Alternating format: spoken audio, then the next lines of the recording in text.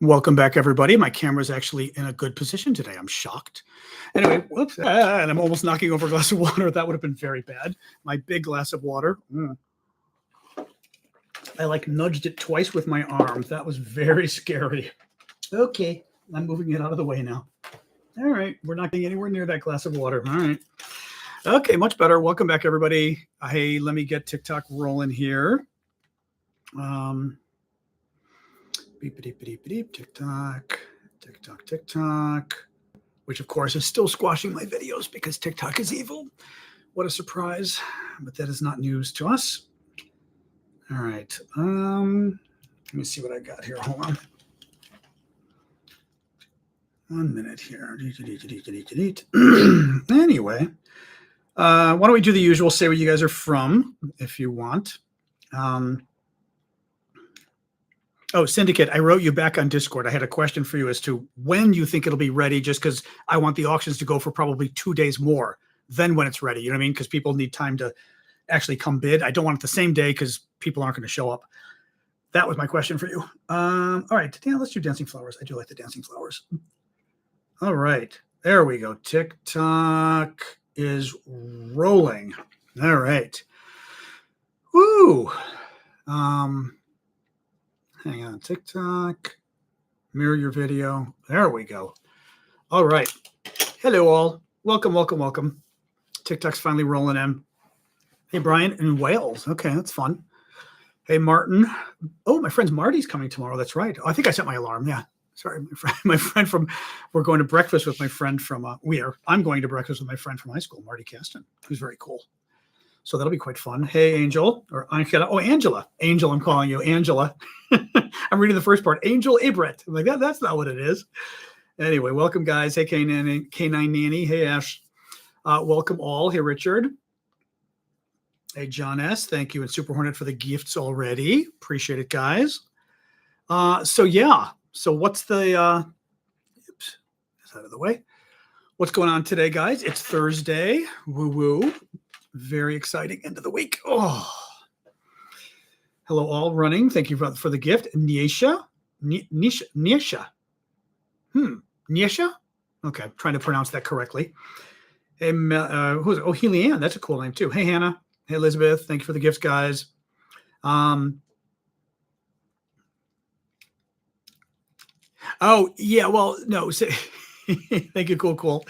Yeah, Chris, Syndicate did basically an update in every forum, letting people know, because not everybody's in every forum. So letting people know that he was updating the system, still updating it.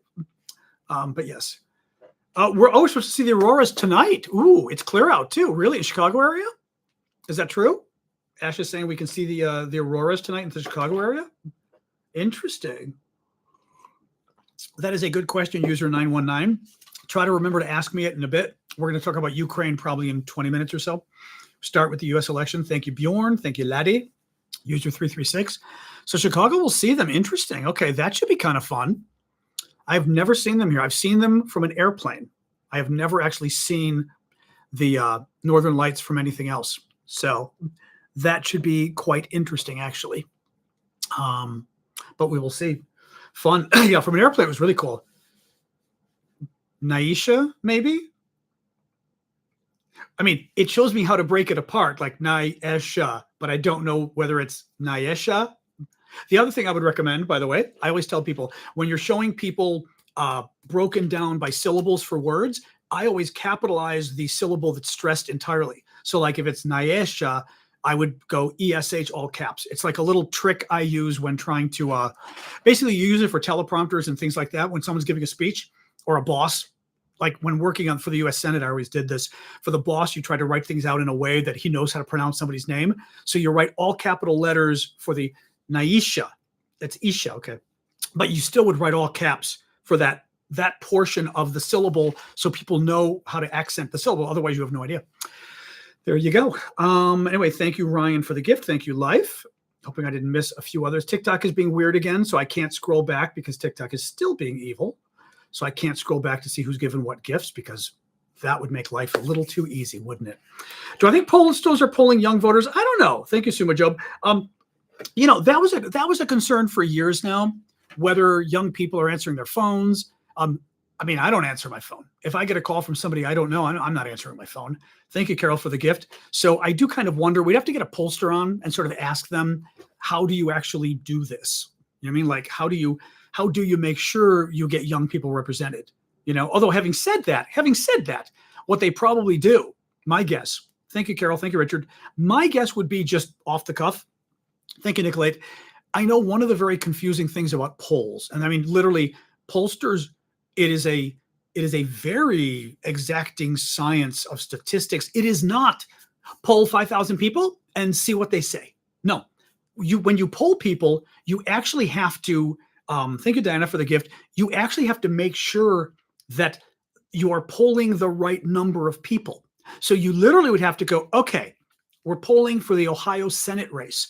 We have to, first of all, know what is the percentage of Republicans in Ohio? What is the percentage of Democrats in Ohio? So that we make sure when we're polling people, this is very simple, but we make sure when we're polling people, we poll 60% of the polls of the questions are to Republicans. 40% of the questions are to Democrats, if that's how the state breaks down, right? So my guess is they probably do the same thing with young people. If they know young people are, I don't know, let's say 20% of voters were voting age, 20% of the state. Maybe they make sure 20% of the phone calls that go through are to young people. So that would be, this is very simple, but that would be one way of adjusting it to make sure young people are represented. You just say, okay, if young people usually don't answer the phone, we will keep calling until we get the right percentage of young people who answer us, the right percentage of young people based on what percentage of young people in the voting population. So there you go. But anyway, it's a very good question. Thank you, Pedro. Again, polling is such a, Rob Wall just said the same thing. There's so much science and statistics behind good polling. It blew my mind when I first heard about it. I remember reading about it and going, oh my God, they actually have to figure out, okay, what percentage of this state or this district or this country is Republican? What percentage is Democrat?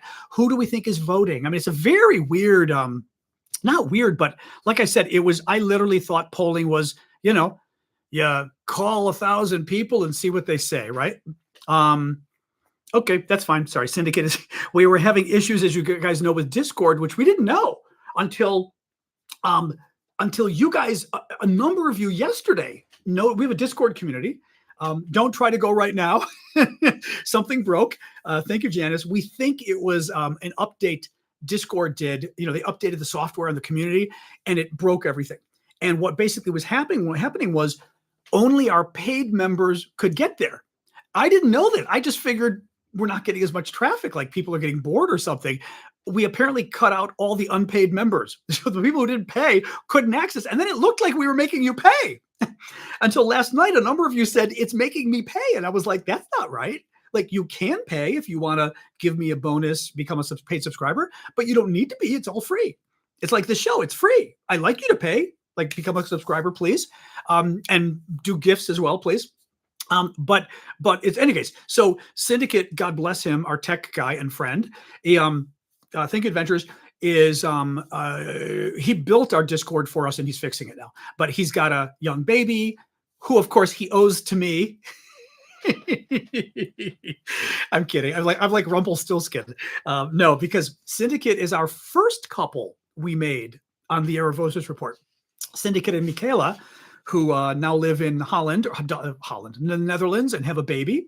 So, but he does have a baby, so he has to kind of get the baby to bed first before he can fix things. So, in any case, we are hoping that he may be able to get it first. Yeah, it's my firstborn. I'm taking the firstborn, exactly. I'm taking every firstborn of every match. I get Syndicates, I get Callums, I get everybody's firstborn kid.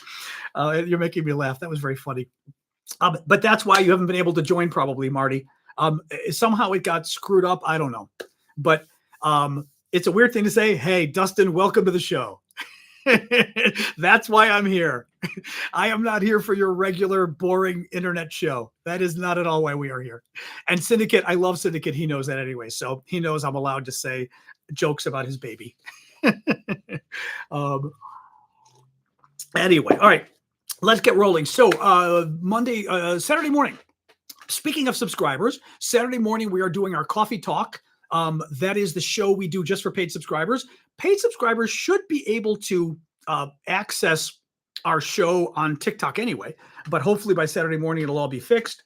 But I do a show Saturday morning on TikTok, YouTube, and Discord for our paid monthly subscribers. That's anybody who on TikTok who's got SNN next to their name. You either have that because you are a paid monthly subscriber, or somebody gifted you a subscription for 1 month. On YouTube, same point. Your name is in green. So, for example, Mama Knows Best, Karen Tuckman, Jason, Bjorn, KA. You guys are all paid subscribers, so you're welcome. And then on Discord, the same thing. Well, the Discord people, which includes Ko-fi people, YouTubers can do on Discord as well if they connect it, etc. So Saturday morning, 11:30 a.m. Eastern Time, US, you can join us. Oh, interesting. Oh, fun. Oh, that's funny. Okay, Discord makes it even harder for people in the Netherlands. You crazy Dutch people. I know. We all know how dangerous the Dutch are. Thank you, Courtney, for the dancing flower. Keep the gifts coming, guys. All right, I'm going to get to the news next. We've been chatting. You know, I told you, Colonel Mustard gets very upset when we chat first and don't get to the news. I don't know if he's here today. Thank you, Maddie. But please keep the gifts coming. I do this full time and I do it for free. The reason I keep hitting on gifts and things like that is because you guys quite literally help me pay the bills. So if you can, and if you can't afford it, like Pedro, don't worry about it. Actually, this month is tight for Pedro. If somebody wants to maybe gift Pedro a membership for a month, that might be a nice idea. He was not asking, which I think makes it even nicer. So, thank you, Bjorn. Thank you, Jeremy. But I don't want anybody putting yourselves out. Like I said, if you're, if you're short on money, I'll survive. My dog is not going to starve to death.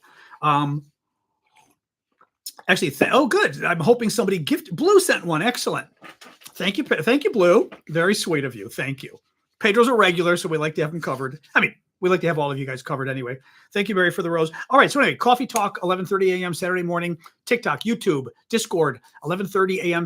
Eastern time. The only thing to remember is we've got my nephews here. It's going to be a bit of a zoo.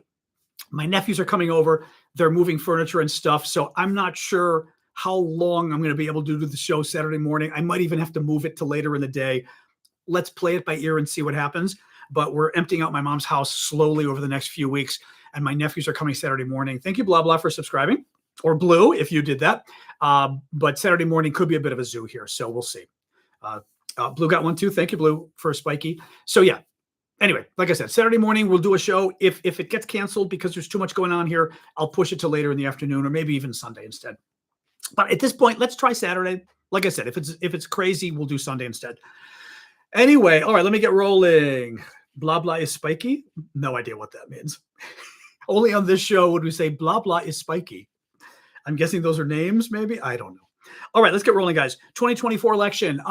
First big story today. Inflation is down even further today, which is good. I think it's down to like 2.4%, something like that. The goal for inflation is 2%. So that's very good. Prices obviously went up when inflation went up after COVID. That they did that all over the world. People like to blame Biden, but that's because you always blame the president in power. Thank you, Marie. Prices went up because of COVID. They went up because of a drought. There were a number of different things, actually. There was a drought. There was some other natural kind of disaster thing that was causing problems with prices. I'm trying to remember what it was now. Anyway, not Joe Biden's fault, but inflation is back to normal, which is good. Senate races. CNN had some updates on the U.S. Senate races. You guys have been asking. Thank you, Running and Marie, both for gifts on TikTok. You guys have been asking for information, sort of updates on the congressional races. Yep, supply chain, exactly. Louis, and Sam are saying. Kind of not good news in the Senate races, but not unexpected. At this point, it looks like Republicans are going to get back control of the United States Senate. That is bad because Supreme Court appointments, other judges all go through the U.S. Senate. Confirmation of top administration officials go through the United States Senate. Having said that, Trump, of course, violated all of that. Trump, I don't think, had one senior official go through the Senate because, again, he's anti-democratic, he's un-American and anti-American.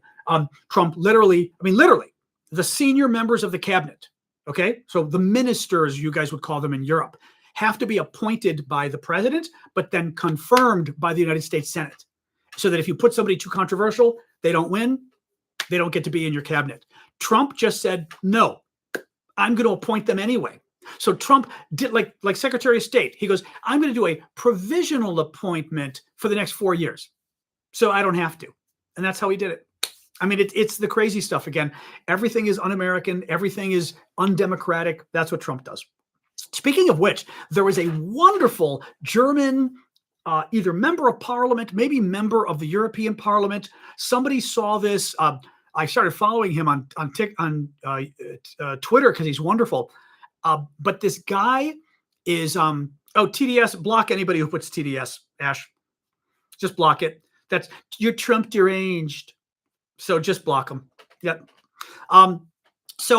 This German, either member of parliament or member of the European Parliament, the Orban, who's the dictator of Hungary, who's the one who's really best buddies with Putin, hates America, hates the European Union, hates NATO. He's a member of both, but hates us all, and loves Putin, wants to be a dictator just like Putin. I think he longs for the days of the Soviet Union. Horrible man. This Orban speaking today before this European Parliament or whatever it was, and this German member gets up and gives a speech in English, destroying Orban, absolutely destroying him for being just that undemocratic. Hungary must be taking the lead or something with that. Oh yeah, Patrick, we ban people all the time. No assholes are allowed. That's our rule here. Yeah. And by the way, welcome to the internet. For the last 30 years, people have been censored on the internet. There is literally, Patrick's complaining about censorship. I always get a chuckle out of that because basically people who are I'm not sure how to describe it nicely, but you get sort of very either naive people or people who are just obnoxious people who, whenever somebody tries to come and disrupt an online forum, they go, that's censorship. Because you're literally blocking trolls from bothering you guys. Yeah, welcome to the internet.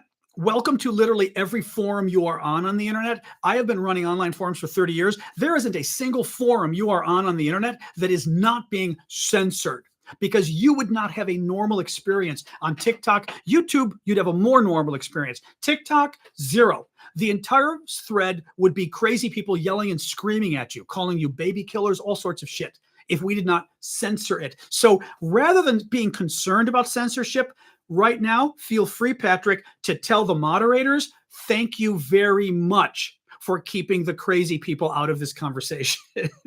So thank you, Martin, for the gift. Now, I wanted to mention it because we get people like this, but also Patrick may not be intentionally being a dick. This is a problem that I think some naive people have on the internet. There's always been this weird segment of people. Again, I've been monitoring online communities for 30. I was going to say 90 years, not 90 years, for 30 years. I've been moderating online communities. Thank you, Elizabeth. I'm that old. And you always get this weird chunk of diehards who are like, you can't block people, that's censorship. And they don't realize, you're censored every day. TV shows censor you. Do you have the right to go on television, on national TV, on CNN, and give your opinion? No. Is that censorship? I guess. But why? Like my show, why should you be able to come on my show and comment in the comments if you're being rude? Is that censorship? Yeah. Should I? Do I let you? I let some people join me on the show live. Like my friend Vlad, our Ukrainian friend. Do I let you? No. Is that censorship? I guess. Anyway, all right, we'll stop talking about this. Thank you, Iggy. Thank you, Marsha. Thank you, Christina, for the tiny diny. Feels like 90 years. Sometimes it does feel like 90 years, Solak. You are correct. All right, let's keep going. So the problem is the United States Senate. Republicans are set to take over the United States Senate next month. CNN, the latest polling says as of right now, Republicans will take control of the United States Senate. Oh, yeah. So the German member of the European Parliament, Terry Reinke, this is a guy, actually. This is not a woman. This was a man with kind of reddish hair, maybe glasses. And he gave this wonderful speech about Orban today being just undemocratic and unworthy of being the presidency of the European Parliament, maybe for 6 months or something like that. Thank you, Bryce. It was really, really good. Anyway, if somebody can find the name, I've got it. Well, you know what? Hold on. I've got it on TikTok. On Twitter. I must have retweeted it. I'll tell you guys just because it was so freaking brilliant. Let me see here. Tweets. Oh, God, I hope I retweeted it. I'll die if I didn't retweet it. I watched it, but now I'm wondering if I retweeted it. Let me see here. Oh, here he is. Moritz Korner. Moritz, first name, Korner, Korner, but the O has the two little, dots on top. He is a member of the European Parliament, Secretary General of the FDP, whatever that is. And he's from Dusseldorf, and he gave this insanely good speech. Actually, I'm going to put this on and see if you can hear it. Let's see. I don't know that you can hear this. Let's try. What a speech, Mr. Orban. What a speech. You say you want democracy, and you brag about your majorities in the Hungarian parliament. Yet since years, you only rule by emergency decree. Are you so afraid of democracy, Mr. Orban? And Orban's sitting there looking at him. You are for national sovereignty, yet you invite Chinese policemen to surveil the people in your country. You say you want to stop migration, yet you let Russian spies into our Schengen system and call it national card. That is what you're doing. Mr. Orban, you are not a patriot. You are just a useful idiot of Russia and China. That's the reality. Right, you say you want to fight for more. I'm going to stop right now. Now, could you guys hear that? I'm hoping TikTok probably heard it. I don't know if YouTube was able to hear it. He says, Mr. Orban, you are not a patriot. You are just a useful idiot for Russia and China. Oh my God. I mean, this guy, Syndicate, you heard, absolutely died. I follow the guy on Twitter. I was like, oh my God. But as I said, his name was Moritz. I've never seen that first name before. Moritz Kerner, Koerner or Korner. It depends. I guess he's got two spellings. But he called Orban out, and oh my God.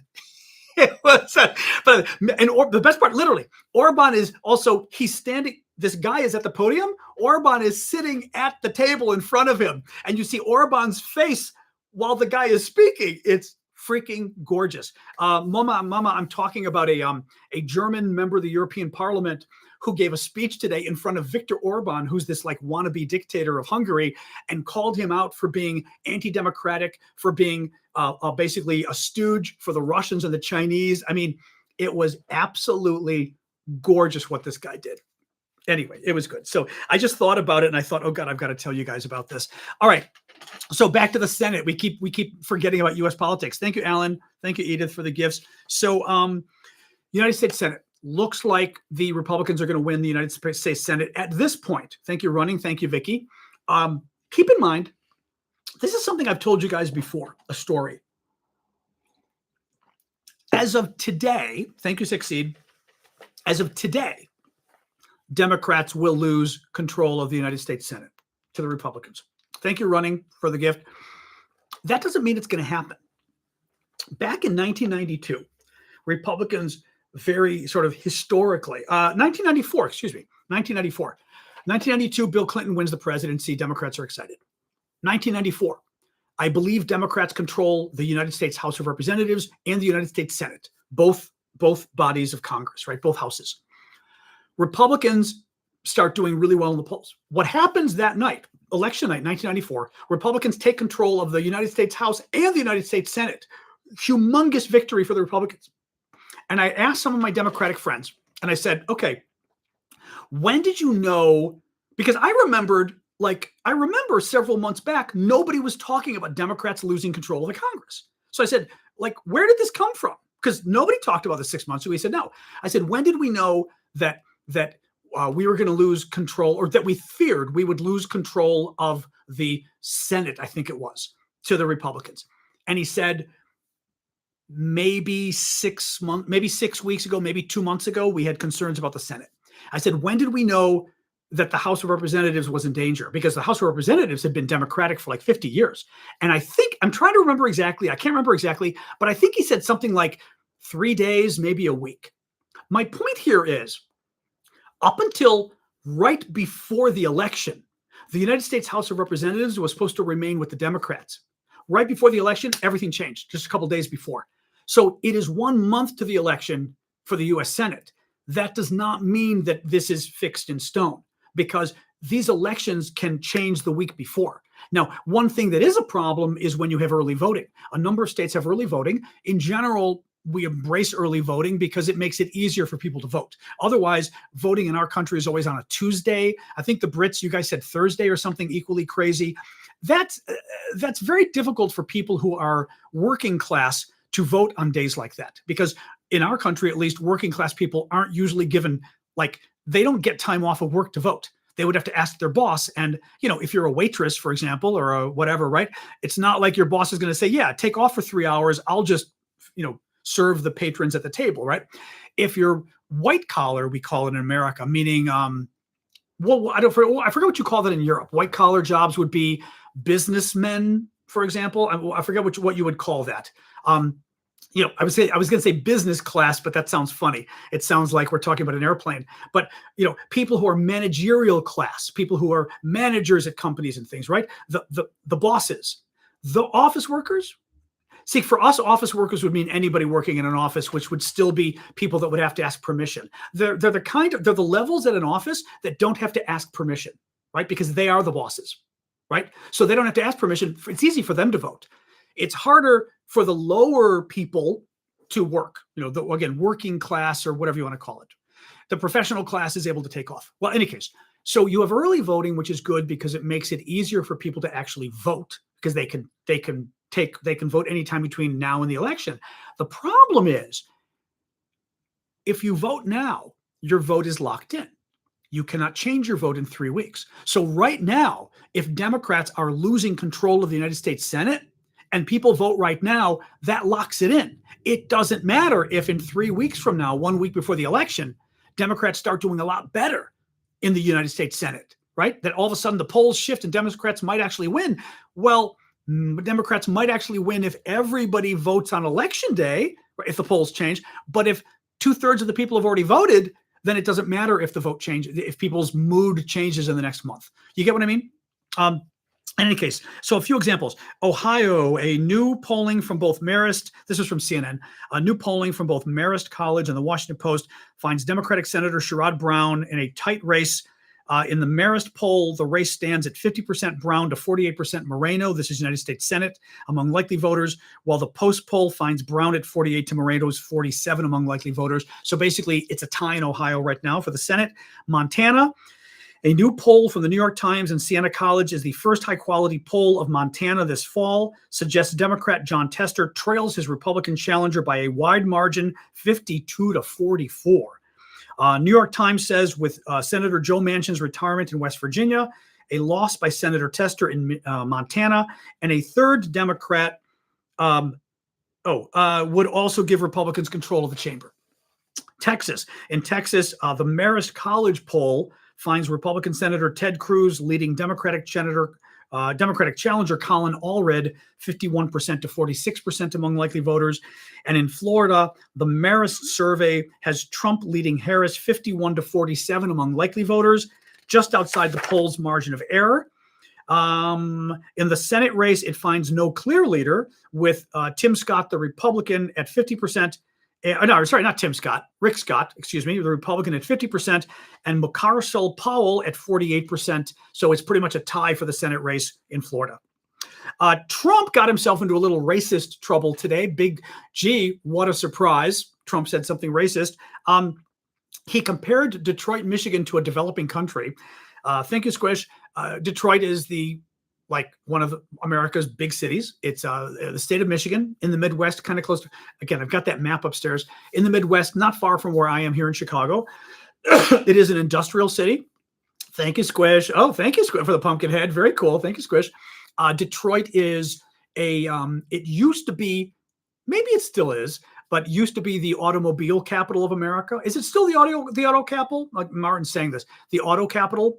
I don't know if it still is the car capital, but all the big major car manufacturers were there. I don't know if they still are. Most of them. Tesla's not, but if the other ones are. But it's been suffering economically for years now. Thank you, KT. Like for decades, it's been suffering economically. Okay. Detroit happens to be a very black city. Large proportion of black people living in Detroit. Donald Trump called it a developing nation. Little creepy because, there's the little bit of the implication of Trump saying because they're black, because this is Trump, of course. He said, and of course, what did Trump do? He praised communist China was the next thing Trump did, as only Trump can do. Trump, in the same breath that he's criticizing a large American city and making a somewhat racist comment about Americans, he praises the communist Chinese because, of course, that's Donald Trump. Listen to that, just like he does with Russia. While claiming China had abused its developing nation status, Trump said, "We're a developing nation too. Just take a look at Detroit." He then said, calling the city a developing area, hell of a lot more than most places in China. He suggested that China is more developed than Detroit. Oh, Donald, which raises another issue you guys raised last night. I looked into it more. Donald Trump has been selling Bibles, of course, which is sickening to me as a Christian. You don't put your name on a Bible and sell it for profit. That's just sick. Trump's been doing it because, of course, this is Donald Trump. Big surprise. You know, the most unchristian guy out there as far as I'm concerned. And we find out that Trump's Bibles were made in China. He had the Bibles made in China. He's selling Bibles ostensibly to make money, of course, but also, to push his presidential campaign, the president of America. And the Bibles are made in China. Now, not only is it gross because every political candidate knows if you're going to sell stuff like hats and stuff, it better be made in America. Everybody knows that. Okay. Thank you, Louie, for subscribing. Everybody knows that. But then to use China, when Trump has used China a huge part of his campaign, Thank you, Blue, for helping Louie there. Saying that, Biden's too friendly to China and he's going to clamp down on China and Trump is going to put a 20% tariff on Chinese goods, which basically is a 20% tax on goods coming from China. Most American goods come from China. I mean, literally, like a huge percentage of things sold in America are made in China. Trump is going to raise the prices on all these goods by 20%. That's what a tariff literally does. Trump's people have been lying about this. Again, as I like to tell you, Google it. When you put a tariff on something, it raises the price domestically by the same amount. That is what tariffs do. Trump is going to put a 20% tax on any American buying something from China when most of the stuff we buy is made from China. Because from Trump's perspective, buying from China is evil, okay? Yet Trump is selling Bibles to make money that he had made in China.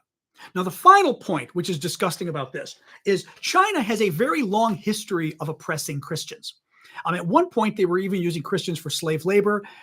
Buying Bibles, at least I don't know if it still is, but was a very difficult thing to do in China because the Chinese didn't want you buying Bibles.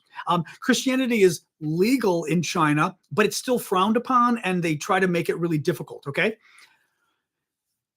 To use, China to make Bibles is, it's not quite asking ISIS to make Bibles, but it kind of is. I mean, it's almost as bad as you can get. China in particular. Okay. The other thing, what did you say here? What was the other one? Because I saw this and I was forgetting to mention it. What was it? One of you mentioned the other thing he did. I can't find it now. Shoot, one of you on YouTube mentioned the other issue I was going to mention with this.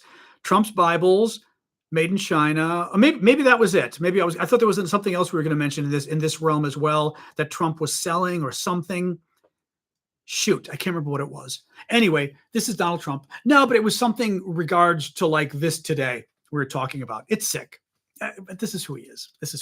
Yeah, it's got a constant. Oh my God, no, it was one of you on TikTok. Yes. Was it Oklahoma? Right. Well, I saw one of you comment on TikTok about it. There we go. Oh, hey, Louie.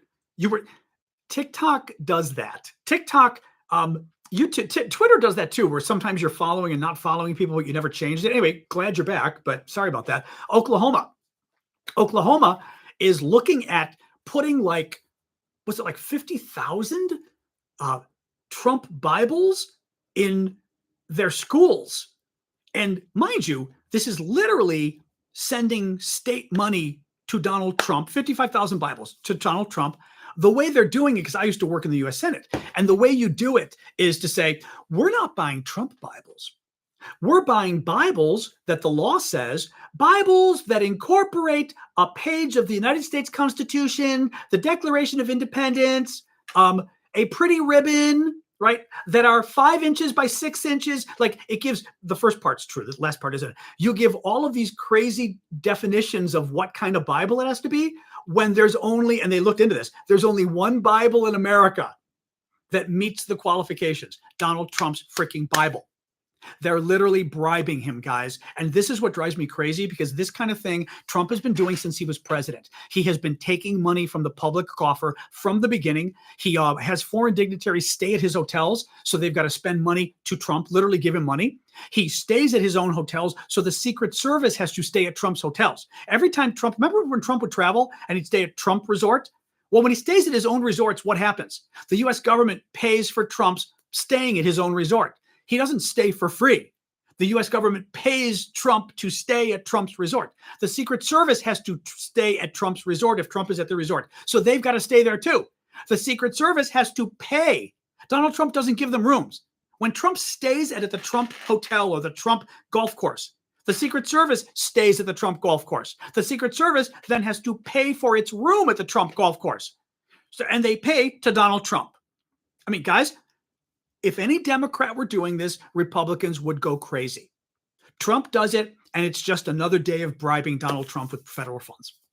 No, it's sickening. It's just absolutely sickening, but this is what we do.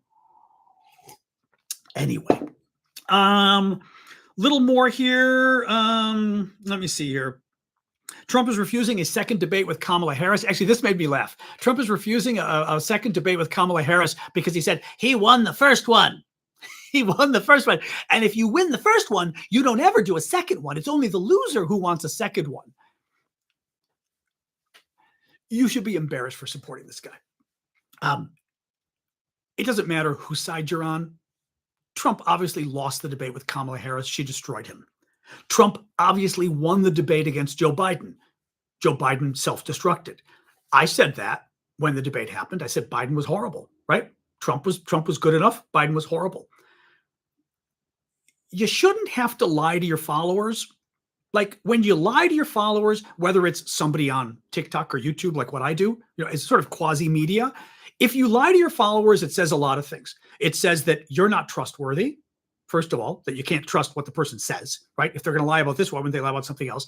It also says that you've got really kind of low respect for your followers. Like if I lied to you all the time, it kind of means I think you're an idiot, because I think you're dumb enough to believe the lies. You know what I mean? And that I sort of think you're not responsible enough and mature enough to hear the truth and all this kind of stuff. It just drives me crazy because he just lies so much. It just kind of boggles my mind. But again, for him to claim that he won the debate against Kamala Harris when literally everybody knows he lost. I mean, again, Joe Biden lost the first debate against Trump. Like, this isn't grade school. We can be adults and admit that our favorite candidate won or lost a debate. It's not the end of the world, right? But he's got to lie about everything. Let me see. Finally, I'll let it go with that. Oh, actually, let me make one final point here. A series of pro-Trump outside groups are flooding the media with attack ads against Kamala Harris, and they're attacking her over transgender people. And I don't agree with Democrats 100% on all transgender stuff. I think like so many issues, Democrats kind of like to go, at least the people in control of the fringe, the activists go too far left. And on trans politics, they've done it, and they have most of it though, like, why do you have a problem with transgender people? Right? Like, I'm not trans. I don't get what it means to be trans, meaning because I don't think you can unless you're trans. Just like being gay. I don't think you can really understand what it's like to be gay unless you're gay, or frankly, Black or Latino or Jewish, right? I mean, each of us have our own experiences, and you kind of have to, as they say in To Kill a Mockingbird, sort of walk in another man's shoes to really know what they experience. But why the hell would you want to beat up transgender people? I just like I said, I don't agree with trans people on every issue. I think the sports issue, frankly, is very complicated. And I'll be controversial and say that because I think it's rather obvious that the issue of trans people in sports, trans women in sports, very complicated. We're not supposed to say it, right? Because right? We're all supposed to be good little whatever the expression is, good little soldiers or whatever. But does that mean you beat them up all the time? Does that mean you say, hey, let's win elections by demonizing trans people? Why would you say that? Right? But that's what pisses me off is you can disagree about some, and again, I do disagree on the transports issue. I really do. That doesn't mean you either A, oppose their civil rights. That's stupid. You should support everybody's civil rights. B, you're going to use them to score political points. So forget about the honest disagreement about the rights question, right? So it's not even an honest disagreement about policy. You looked and you said, hey, let's use these people. Let's demonize them in order to get votes. Like, what kind of person thinks like that? It's exactly. David just said it's cruelty. It's just downright cruelty. Thank you, Christina, for subscribing. It boggles my mind. So I added that one on just because I wanted to bring it up as just, again, this is who these people are. We are not dealing with nice people. I mean, I think there is just something particularly vile and sick and, as David said, cruel about people who think that way and just think, yeah, what the hell? Let's bash people to win the election, like an entire class of people. Anyway, it just really upsets me. All right, let's move over to Ukraine. It is day 959 of Vladimir Putin's special 3-day military operation. We went off on a number of tangents, so this went long today. Actually, we started a little late too, I guess. We were talking a few minutes at the beginning. So remember, the second half of the show, we talk about Ukraine, the war in Ukraine. Sky News. Let me just read you this section from Sky News talking about the fighting that's going on in the east right now. As you know, about a week ago, Ukraine lost control of a key city called Vuhledar, and now the Russians are going after some additional cities. Sky News. Outmanned Ukrainian forces have been fending off assaults by Russian troops inside the strategic city of Toretsk, Kyiv's military said late on Wednesday, as Russia continued its grinding offensive in Ukraine's east. Ukrainian military spokesperson Anastasia Bobovnikova, I like that name, said Russian troops were pushing forward in Toretsk, a frontline city since 2014, and completely erasing buildings and structures there. Zelensky met with Keir Starmer, who is the British Prime Minister today. He's visiting the United Kingdom. He's doing this as part of a larger series of visits Zelensky is doing across Europe with European leaders. He also met with the NATO Secretary General, the new one, Mark Rutte, who used to be the Dutch Prime Minister, I believe. Telegraph. Oh, that's it. Sorry, Sally. That's funny you say that. Yeah, like I said, I don't even get into these discussions. Sorry, Sally, we're having a little discussion about trans people in sports again. What drives me nuts is issues that you just can't discuss. You know what I mean? And again, the Middle East is like this. Like I said, you start discussing the Middle East, and I swear to God, I mean, even on here, we had people who were following me for 2 years. Like, I can't follow you anymore because you disagree with me on the Middle East. And I'm like, grow up. Literally, unless you say people are inhuman, you literally, like Donald Trump does, unless you literally dehumanize people, you should be able to disagree on the details of policy. As long as you don't dehumanize people like Trump does, then you're a bad person, In any case, the Telegraph. North Korean soldiers have probably been killed fighting for the Kremlin in Ukraine. I mentioned yesterday the reports, or yesterday or the day before, that the reports were showing that South Korean's defense minister said that it is likely that the North Koreans will be fighting soon in Ukraine. What I did not know was that he also said that it is highly likely they've already been fighting there and were killed last week in a missile strike in eastern Ukraine. He said, we assess that the occurrence of casualties among North Korean officers and soldiers in Ukraine is highly likely. There has been long-term, this was from the Telegraph. Telegraph says there's long been discussion as to whether North Korea had troops in Ukraine, but this was the first known evidence of them being stationed there or near the front line. Analysts said the 6 officers killed may have been helping to manage supplies of North Korean missiles and artillery shells that Kim has been sending to the Kremlin for more than a year. So that's very interesting news. I don't know. I mean, in a way, anybody who's the bad guy, I take as good news, but still problematic. The North Koreans are sending troops is a little creepy. But anyway, hi, just some guy. Oh, we've got a Russian troll. Bye-bye. I love the Russian trolls. Stop spreading misinformation. There's no evidence. Well, unless you're on a par with the South Korean Minister of Defense, bullshit. I mean, so, again, guys, some guy who, again, is probably Russian, by the way, but some random guy. I love when people do this too. And maybe this works, again, maybe this works in Republican forums and stuff like the pro-Russian forums. But like, I'm quoting the South Korean defense minister as a source, and random guy comes and goes, he's lying. It's not true. There's no evidence. Oh, well, okay. Did you find that like at the local 7-Eleven when you were picking up beer to watch the game tonight? You picked up a little random intelligence about North Koreans fighting in Ukraine, did you? I mean, I just like, these people, then again, this is their job, guys. This is what I'm saying. People are paid. We talk about censorship. Generally speaking, comments like that are from people who are paid. It's either an automatic bot, but it's most likely someone who's being paid. And that literally they are told, no matter what, lie. Think about Donald Trump, the Republicans. And I'm quite serious about this. Think about Donald Trump and the Republicans. They simply call everything a lie. You're lying. Remember Donald Trump, fake news, he would call it before. And just say you're lying. CNN, they lie. Right? Oh, the poll, it's a lie. The hurricane. I mean, now they're claiming the hurricane was created by Democrats, right? Oh, it's a lie that it's natural. I mean, climate change. Oh, it's a lie. Everything's a lie. And from their perspective, all they need to do is say you're lying, and it starts to confuse people. And that's all they want to do. They just want to confuse you. They want you to sit there and say, well, I heard on this forum, maybe North Korean people were there, but then some other people said it was a lie. There's no proof, except that the person who said there's proof is the South Korean Minister of Defense. The person who says there's no proof is rando guy who at best is some blue collar worker on his way home for beer. And at worst is a Russian pretending to be an American, Anyway, all right, a little more here. Ukraine confirms a successful strike on a Russian airbase in the northern Caucasus. The airbase housed 57 warplanes, trainer aircraft, helicopters. It included Su-34, Su-35, and Su-27 jets and Mi-8 helicopters. Not clear what damage was done, but apparently there was damage. An oil depot in occupied Crimea's Feodosia has been burning for the fourth day after Ukrainian strike. We mentioned this the other day. It was a Ukrainian drone strike on a Russian oil field in occupied Crimea. So it's actually it's a Ukrainian oil field that the Russians are occupying and using.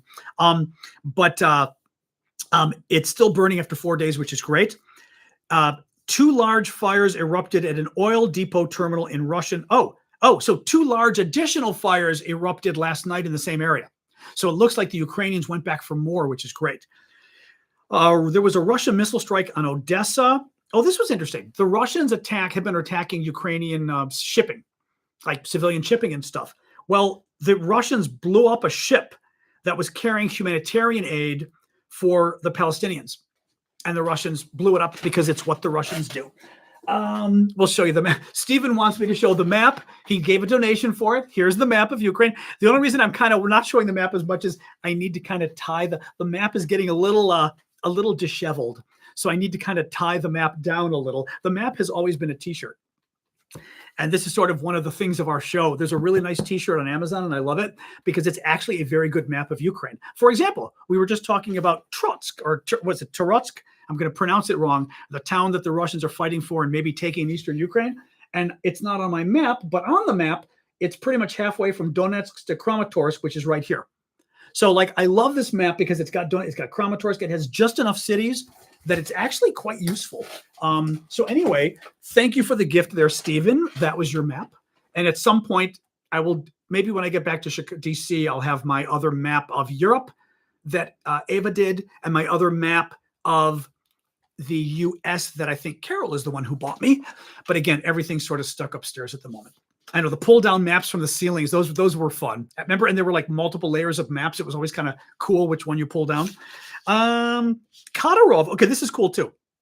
Kadyrov, who is the dictator of Chechnya, super duper Putin ally. He's got like the Muslim beard. Actually, not a Muslim beard. It's an Amish. He's Muslim, but it's an Amish beard. Like he has an Amish beard like this, no mustache, and everyone in Chechnya has the same beard as him because it's a dictatorship. It's like a worse dictatorship than Russia, even. I mean, literally, that's what it is. He's Putin's BFF, best man, best friend. He's been fighting in Ukraine.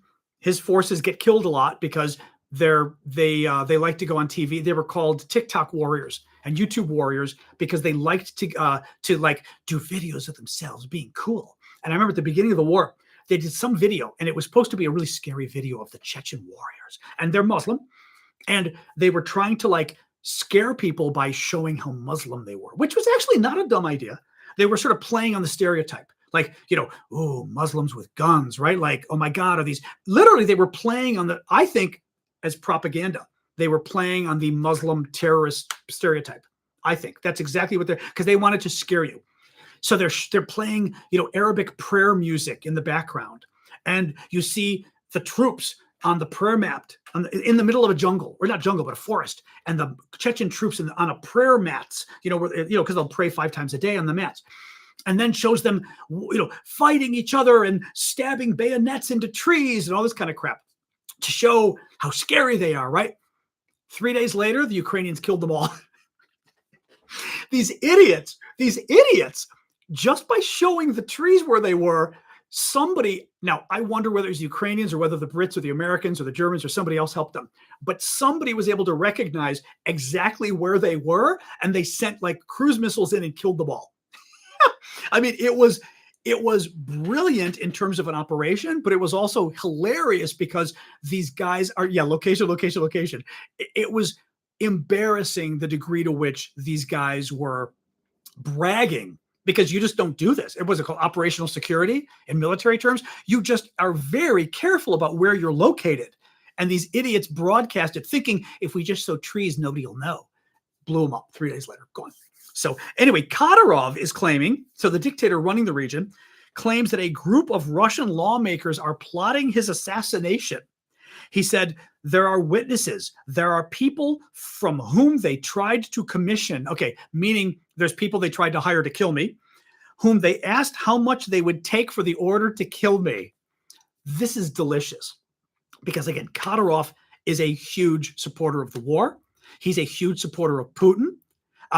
If he thinks Russian lawmakers are trying to kill him, I mean, it has to make you wonder if Putin's a part of it, because are Russian lawmakers in Putin's dictatorship really going around and hiring hit squads to like kill people, foreign leaders, or not foreign leaders, but he's quasi-foreign, like really going without Putin's permission, really? Right? So now it doesn't mean Putin's doing it, but it doesn't even mean the assassination attempt is real. He thinks it's real, which means in the back of his head, he's asking himself now whether Putin's trying to have him killed, which means that makes him much less of an ally of Putin if he's now wondering if Putin's trying to kill him. It's fabulous. I mean, it's absolutely. Now, this could be exactly the anonymous Heather just said, even if it's just psychological warfare, this could very much be some psychological intelligence game that, the Israelis, the Ukrainians, the Brits, the Americans, that somebody is playing to screw with Kadyrov and Putin to basically, put some evidence out there that they're trying to kill him when it's all fake. That's a possibility too. But it's really fun. I like this kind of stuff. Because the ramifications are great in terms of how much it screws up his relationship with Putin. All right, I'm going to stop at that. I will mention briefly, but since I now know you can't access it, but hopefully you will later tonight, we do have auctions over at Discord, but I'm going to hold off. I will hold off. We postponed them a day until Saturday. They don't end until Saturday. I may even go a day later. We'll see. Thank you, Nathan, because apparently those of you who are not paying subscribers cannot access it. Discord broke, so we're trying to fix it, but I do a lot of auctions there. We're getting rid of my mom's estate slowly, and we're having an online estate sale over at Discord of cool stuff from the estate. So I'm not going to show you everything now. There's a lot of cool pieces of my mom's, including some artwork of hers. But like I said, because most of you can't get over there because it's blocked, I don't want to sort of do it today. We'll see if Syndicate's able to do this tonight. At least tomorrow's show, I can tell you, and then it's good through Saturday, so at least you got time to check it out. So anyway. Oh, thank you, Louie. Louie thinks it's the best haircut I've had. See, my haircutter wanted me to go this short, and I have been pushing back going, so last time I let him go short, but not too short. This time I said, cut it as much as you want. I don't care. And he did, and it has been very controversial, my haircut. I am liking it a lot. Now, it's been a week or two now. I'm liking it a lot now. We talk about my hair every night because people come on and they're like, it looks great. It looks too short. But anyway, the curls will come back in a couple months. I let it go a couple months and then it comes back. But I just, it was a fun thing to do. I like the curls. I mean, that's the one. Being Greek is nice because you got thick hair and it's curly hair. And like, let's face it, a lot of people don't have curly hair. So I do like it when my hair gets curled, but anybody will tell you who has curly hair, it's a pain in the ass. It frizzes like when the weather gets humid, when you sleep on it. If you later in the day, like I'll wash it in the morning, it'll look great. Later in the day, it just kind of explodes. Like before the show, I would typically, when my hair is long, I would typically have to put water on my hair before the show and just like refreshen it because it would just look horrible. Again, we're talking hair. Oh, well. But in any case, so thank you. Yes. But I just, my hair guy convinced me to cut it short. And I was like, all right. Even though I get, my brother-in-law was mean. I've had a few my nephews too were like, oh, joining the military? I'm like, all right. Very funny. Very funny. We'll have hair comments to election day because we're still going to get new people going, it's short. It's short. Anyway, so yes, there's a lot of new auction items. Hopefully tomorrow. Thank you, Sandra, for the dancing flower. Keep the gifts coming, guys. Actually, I will show one thing. We've got. Well, actually, let me ask you really quick. We are going to do the Q&A about Ukraine and about the election, not about my hair. Thank you, Dawn, for the gift. But I want to just really quick because we're going through like other items of moms to have for like the online estate sale on Discord, and a couple things I'm wondering. One is, Mom had a lot of Yadros, which a lot of old people do. I like her Yadros. Are people into Yadros or not? Because there's like one in particular we like, but we were debating as to whether like are people into Yadros or not? Yadro is a famous Spanish ceramic, big deal in the 1970s, maybe 60s, 70s, maybe 80s as well. And it's they're all in this style, but it's considered a dated style in some ways by some people. And we were kind of wondering like whether we try to auction off a Yadro or not, because I thought it was kind of cool. You can ask a question about the election too. We're not going to just talk about Yadro, I promise you. But let's see. I mean, we're going to put it anyway. The other thing I've been trying to figure out is, in addition to all the tablecloths we found, which some of them we're just keeping for now because they're clearly very expensive, handmade, and we don't know what to do with them. We found a ton of what do you call? I keep saying macrame. My sister was saying it's crochet, but like a ton of. I mean, guys, this is like a ton of them. And is this the kind of stuff that's dated, or are people still into this? Because like the one in particular, I'm going to put it up this weekend after stuff is going. This one I think is very cool. Like I think this one almost could be on a wall. I have to like step back for you to see it. But like, is this stuff people are into? There's doilies. There's everything. I just don't know. Like, is this old lady stuff or is this cool stuff? You know what I mean? I mean, no. And trust me, Mom has. I think she's got like 15 of these. Are they macrame? I never quite know what the. Oh, actually, and this one, I think she's got 8 or 10 of them. So I'm thinking this is like for a dinner table or something. But that was my question. Like, is it cool old lady stuff or is it too old lady stuff? You know what I mean? I just wasn't sure. Like, it's not my taste, but I think it's very cool at the same time. Are they doilies? I wasn't quite sure. Oh, are those doilies? So, but would you put food on them? No, they're doilies for like a wine bottle or something, I'm guessing, right? Like, I think they're very cool, but at the same time, it's not my cup of tea, Wild Hunt says definitely collect. Oh, that's interesting. Okay. Well, I'm thinking we'll put some up. What I'm thinking we'll do is once this current auctions ends, probably Saturday, like we said, I was thinking of maybe even putting, we're not going to do a poll. Maybe I'll put several of them together, and that way put several of them together. I'll start them relatively cheap. And if people like them, they bid. And if they don't bid, it means people aren't into it and somebody can get a few for a cheap price. You know what I mean? Thank you, Macabre. But it's funny, like they're not my taste, but I'm also very impressed by the detail work of them. Can you wear them? You can't wear them. No. And actually, I will show you the last little thing I'm thinking of putting up is one of the one of the tablecloths we were thinking of putting up, it's a smaller tablecloth, but it's a nice one. And again, I'm assuming this is done by hand. This is a small tablecloth. I've got to look again and see what the inches are, but they're, you're funny. But it's very pretty, comes with some napkins too, but it's very pretty. But again, we're not going to auction off the $3,000 tablecloth because we kind of figure that may be a little too difficult to auction off, but at least, at least this I think is not a bad idea. Anyway, yeah, so what the heck, it'll be kind of fun to try the doily thing,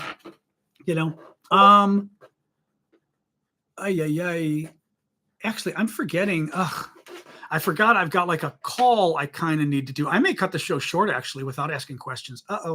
Because I've signed up to do a little conference call with some of the other folks I work with for TikTok, to sort of strategize on better TikTok strategy. Well, Morgan, you can join the Discord once it's fixed. Something broke. We're hoping it gets fixed later tonight. The link is in my profile, in my my profile on TikTok. Look at the Linktree link. The first thing that comes up is Discord. But if you go over there right now, it's going to try to force you to buy a membership, which you don't need. Memberships are for people who want to help me, but you don't need a membership. Thank you, T-Mac. So maybe wait a day, and by tomorrow, hopefully the Discord thing is set up. It works again. They did some update on its own, and it broke it. So we didn't know about it. And poor Syndicate, who's our tech guy. Oh, Syndicate says it's fixed now. Actually, you know what? Give it a try. Thank you, Syndicate. Give it a try. Anybody who wanted to go to Discord but hadn't been there, who had checked the other day maybe and was getting the weird you have to purchase it thing, maybe check now. The link is in my profile on TikTok. The link should also be in the description of today's show on YouTube. Take a little look. You're afraid? Take a little look and see, just because a couple of you had problems the other night. So this would be actually very helpful to know if it just lets you in normally now. Now, if you've got to go first time, it can be kind of hard to set it up, but let's have a quick look. Oh, we're not throwing out the doilies, James, if that's what you were asking about. Or the tablecloth. I'm going to auction them off, but I just wasn't sure if people are into it because, I think they're very pretty, but at the same time, I don't know if it's just too old. You know what I mean? Because Mom has a lot of Waterford, and I finally ended up taking several of the Waterford glasses because I was Googling them, and I thought people are asking $30 to $40 for Waterford glasses on eBay. They're selling them for $15 to $20. So they're doubling. When you see the prices, it's twice. Now, $15 to $20 a glass is still not cheap, but it's not $40. So a lot of Mom's Waterford, I'm actually just taking. I don't have good wine glasses. I'm going to use her Waterford. I don't have nice water glasses. I'm going to get all of those because why not? I mean, I don't. I like dinner parties, and I don't have nice stuff. So I thought, and it's nice too because it's Mom. So it's kind of continues the. I like it from that perspective. I think it's very pretty, but also I like that it's hers. So thank you, Robert, for the hearts. So yeah, let's see. People try to. Well, Ken, the tablecloth will probably go up again. Saturday we'll finish the auctions currently. So we've got a number of the auctions over there already. And I like Waterford. I really do. Again, maybe it's my generation. I grew up with it. So I remember Mom having the dinner table set. But I just think there's some beautiful glasses, and the crystal. I love the feel of it and the strength of it, and when you tap it and everything else. You know what I mean? It's really action can't be accomplished from both links. Carol is saying. Anybody else trying? Syndicate, you had a way of going over where you used the link from TikTok, but you did it anonymously or something yesterday. I don't want to go. I've got this call I'm supposed to go on, but I'm going to wait so we can figure this out. I want to just test whether people can get over. Copy and pasting the link worked, says Morgan O'Rear. Whoever said it didn't work, try copying and pasting. In other words, copy the link and paste it into a web browser. Because sometimes I think when you click from TikTok, it's blocked. TikTok may be blocking it, Syndicate's saying. Yeah. So a couple of you try to copy it and pasting it into a web browser, see if that works. So just copy the web address. You right click it and say copy URL or whatever it is. Okay, Carol's going to try. Thanks, Carol.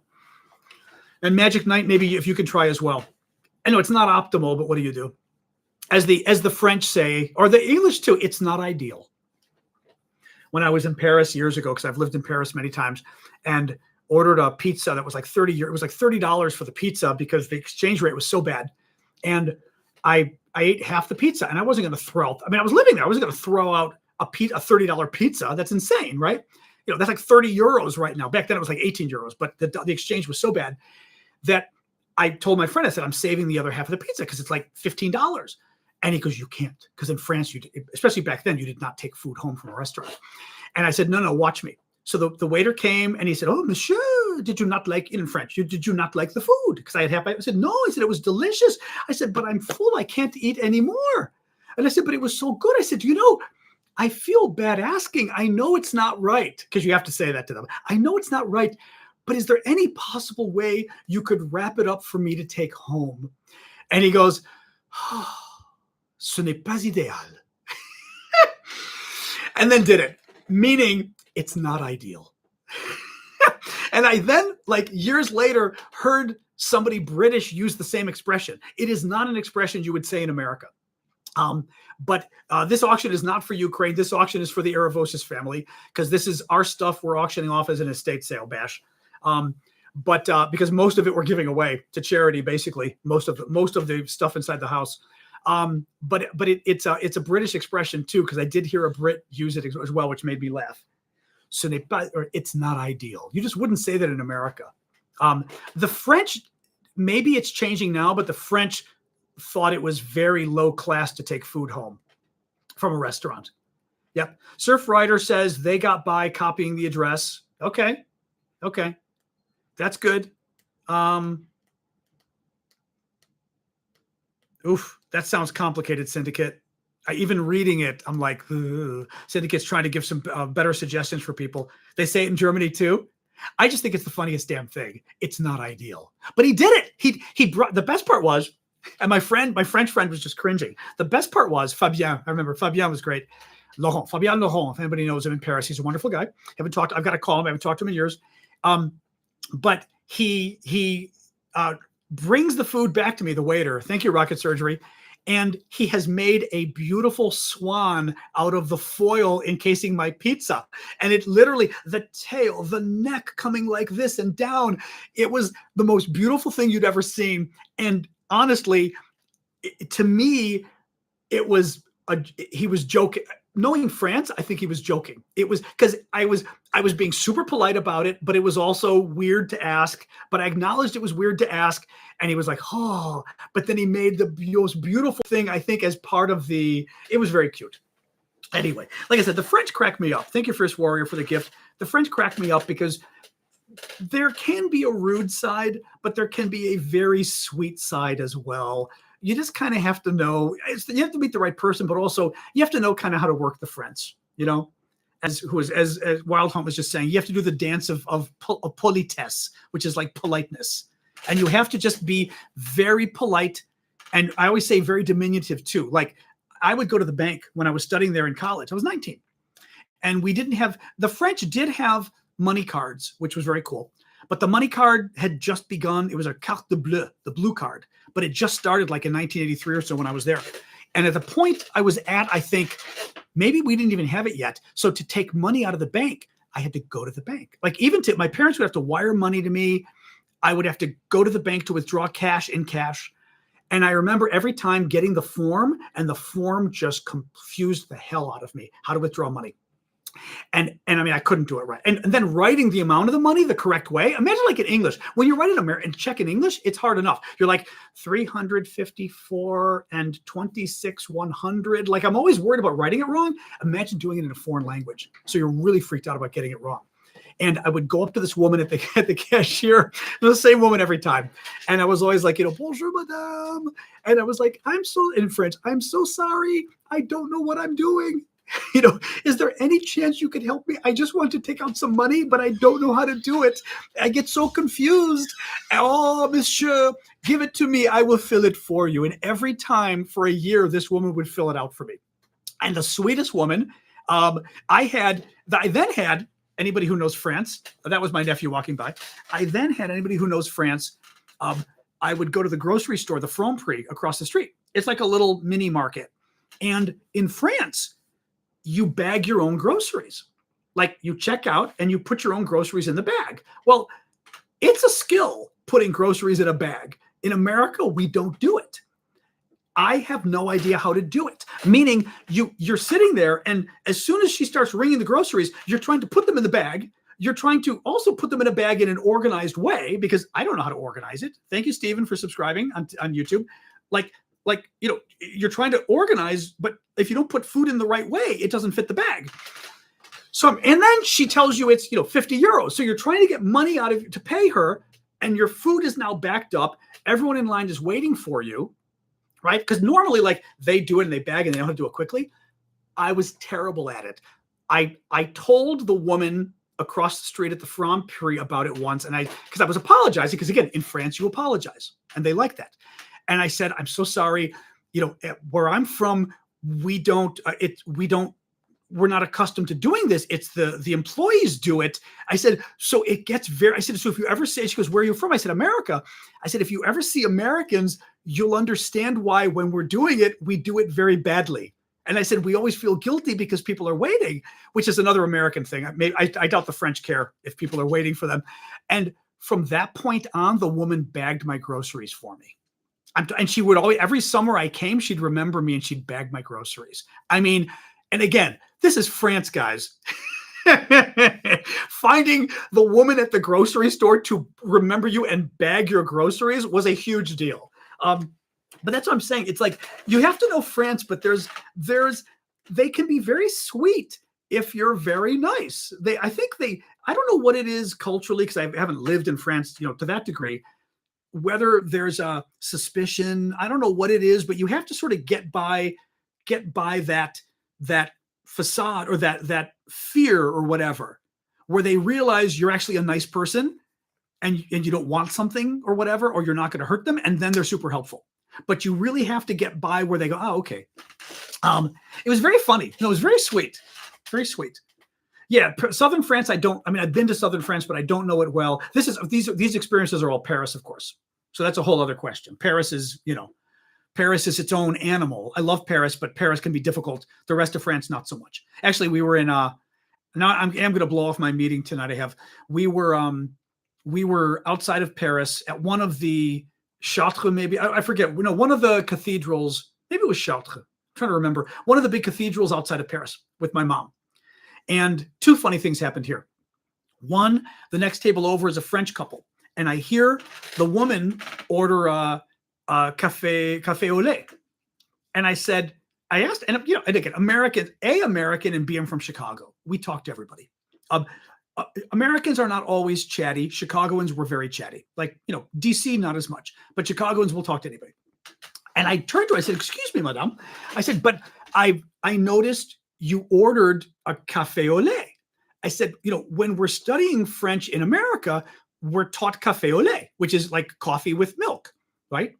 And I said, but in Paris, I was taught to call it a café crème, either a café crème, which is cream, or you just say un crème, a cream. But a cream means a coffee cream, or coffee with cream.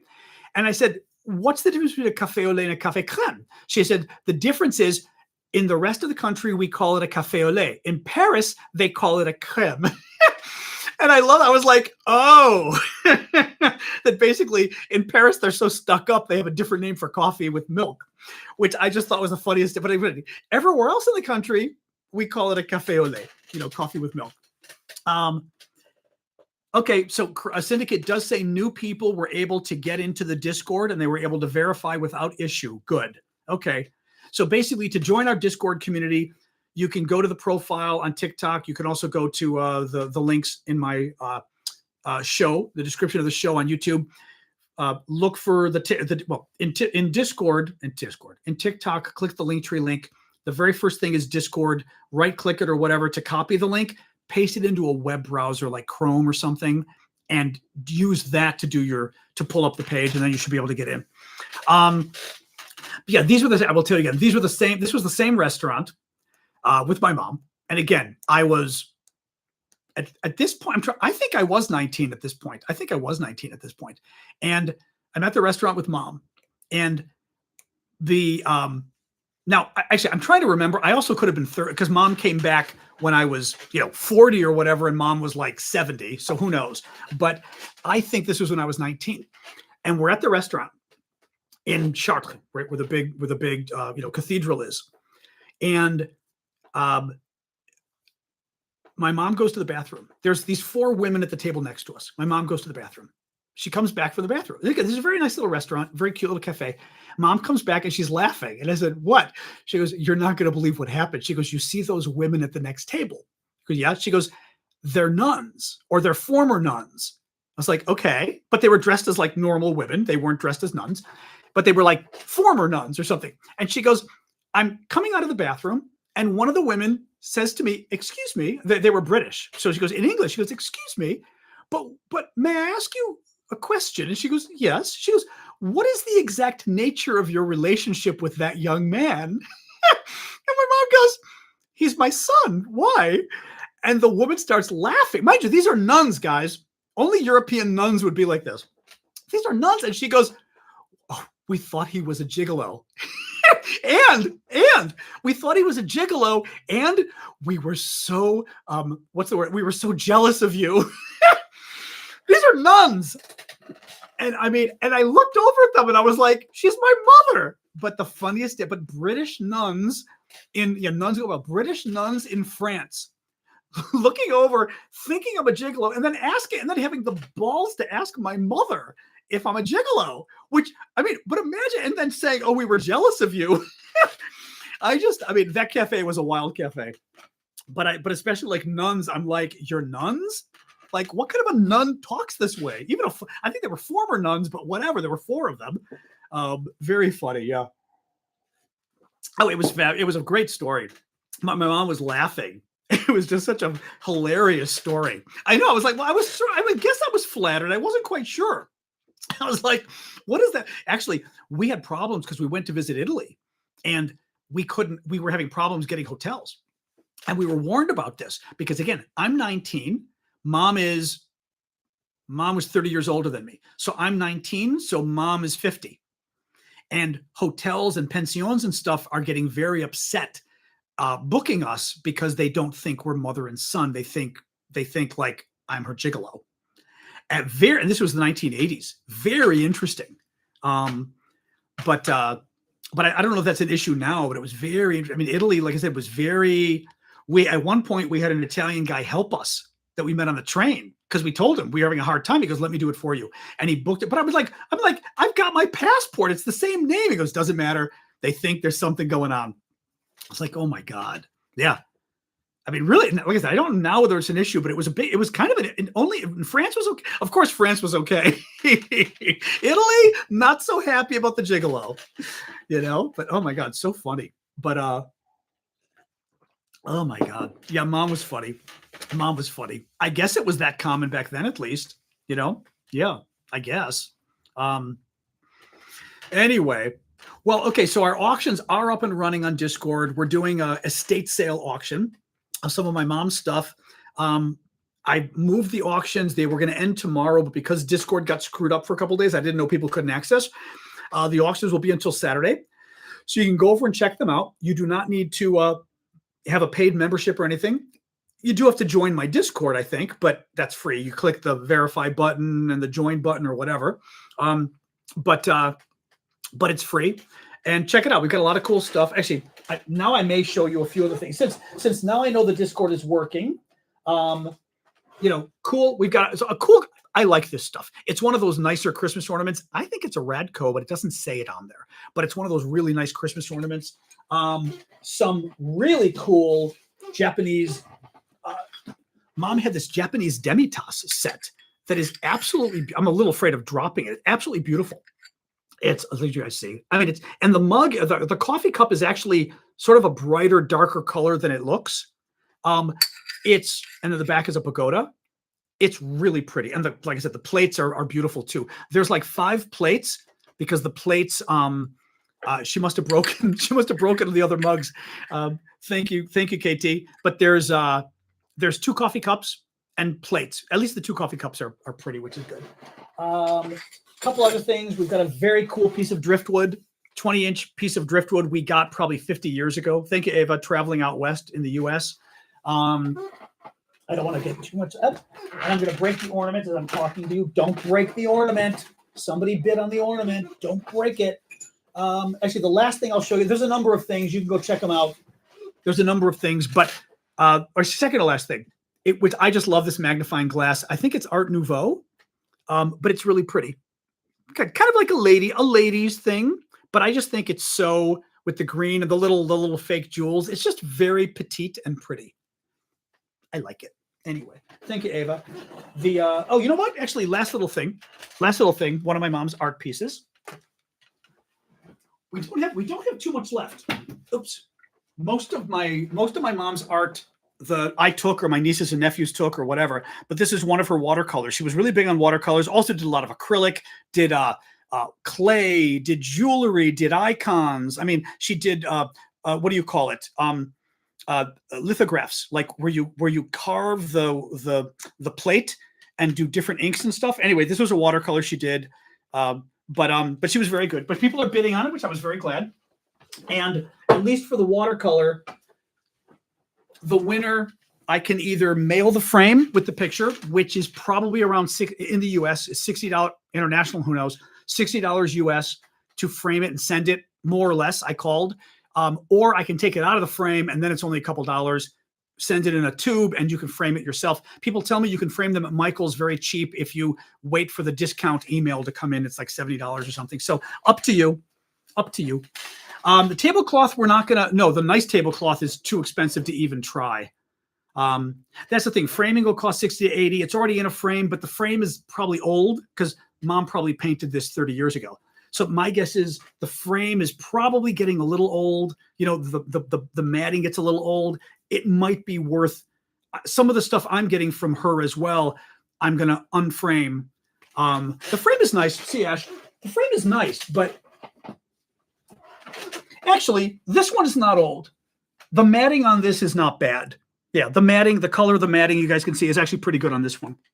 So it's up to you. You know, whoever wins, they can decide.